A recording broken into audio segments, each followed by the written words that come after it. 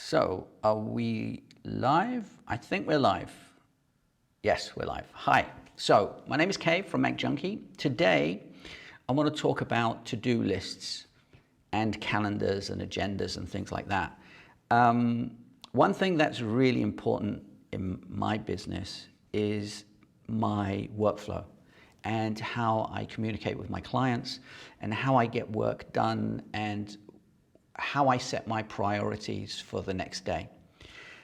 So I kind of treat my business as a client. So if a process isn't working, I go out and look for the right tools or the right methods to actually make that process better, quicker, simpler. Recently, I've been thinking about changing my process because I found a few holes that I want to plug up. Now, as you guys know, I use Todoist as my project management tool, and I hate the word project management because it's such a big word. But I use it to track my clients, my work, the tasks I need to do for my work, and everything and anything in between. However, I've had problems with communicating with clients with that tool.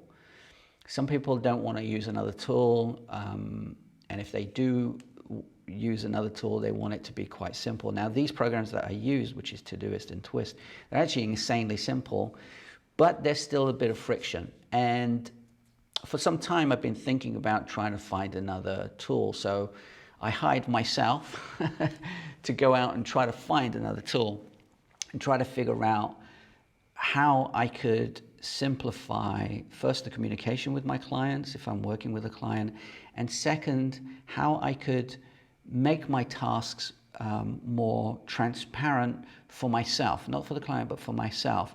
Like, what do I actually need to do? So, as I said, I use Todoist. There's a video that I made about Todoist. And how I usually work is if I make a project for the client, for the project, and if I have a task for that project, I put it in there. So I only ever go to the project when I'm working on that project because I don't want to be disturbed if I'm working on something else. However, if it's a time sensitive, what I used to do, or what I still do, is put a date and a time on that task.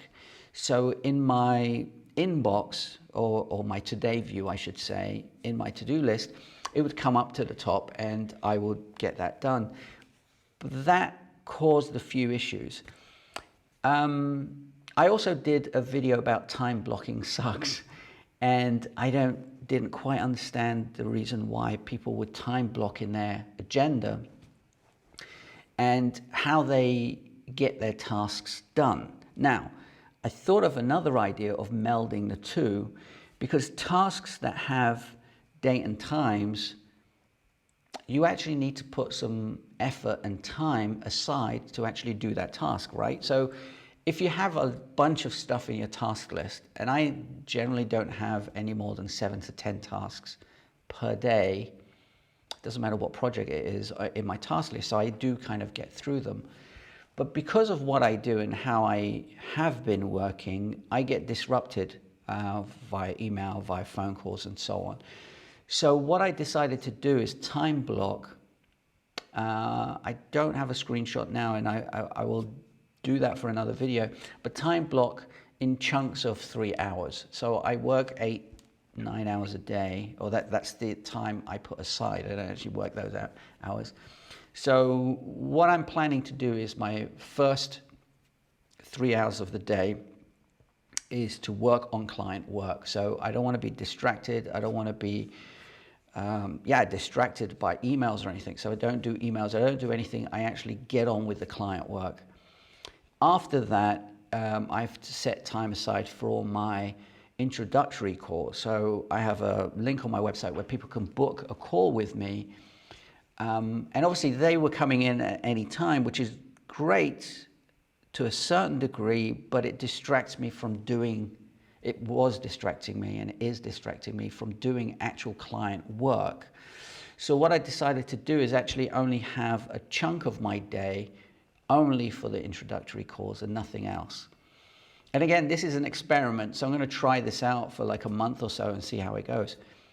So the third layer would be meetings, when I meet people, whether it's via video or anything. Now, what I don't want to do is have these built in such a way that they're rigid. So I'm kind of making, I'm testing out, so I'm kind of making it a little flexible for the afternoons after 1 o'clock for the telephone calls and so on, meetings, where I can move things about. So if someone says, listen, I really cannot make it at X time, I will say, okay, well, I have some times, but that will only happen after 1 o'clock, because there's this whole thing about eat the frog. So do the most difficult task at the beginning of the day so you don't have to think about it later on. So I work best in the, not early morning, I'm not a morning person, but in the, for me, early morning to afternoon. So between 10 and 1, my mind is really active and I really want to do stuff. So I'm going to put that time aside for just client work.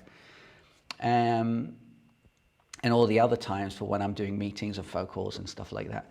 Now, if I don't get phone calls or meetings or whatever, that's the fluidity of what I want to do, is that then I can go and walk my dog, or I can go and play Xbox or whatever I want to do. So it's not set in stone, but I wanted a kind of a blueprint, like a framework of how and when I should do certain things in my day.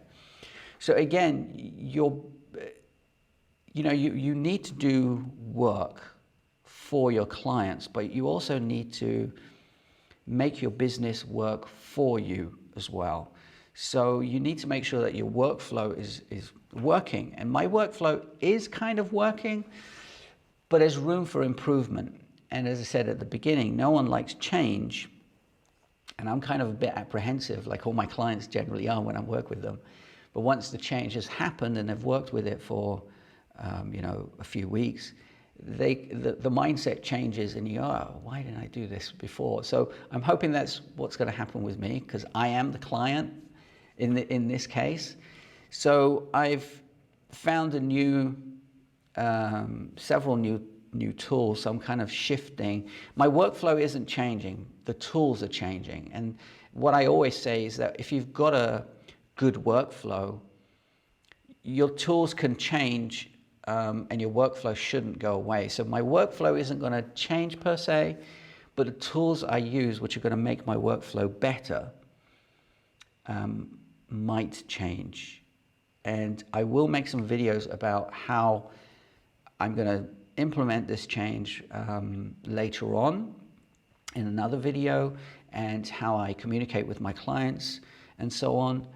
But the question I have for you guys is, do you use a to-do list? Do you use a calendar or an agenda? Or do you use post-it notes all across your table and walls and stuff? I've seen that, and I don't know how people do it, but it's just an interesting thought to figure out how you guys actually do work. How do you work? How do you keep track of your clients? How do you keep track of your tasks and your projects and your emails?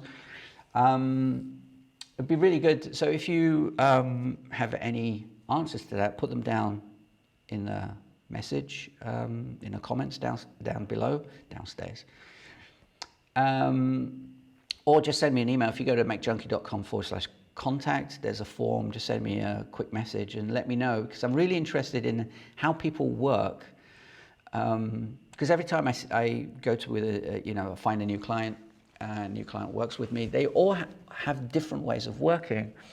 And I've never yet found two people that are the same, other than email. Some people use their email as their project management tool with folders and so on, which is just not a great idea for lots of reasons, and I made videos about this. But I'm interested in how you do your work. So yeah, leave a comment below or send me a message at macjunkie.com/contact, and I'd love to know. Anyway, that's the video today. Have a great day, keep it simple, and I'll talk to you in the next video. See you later. Ciao. Bye-bye.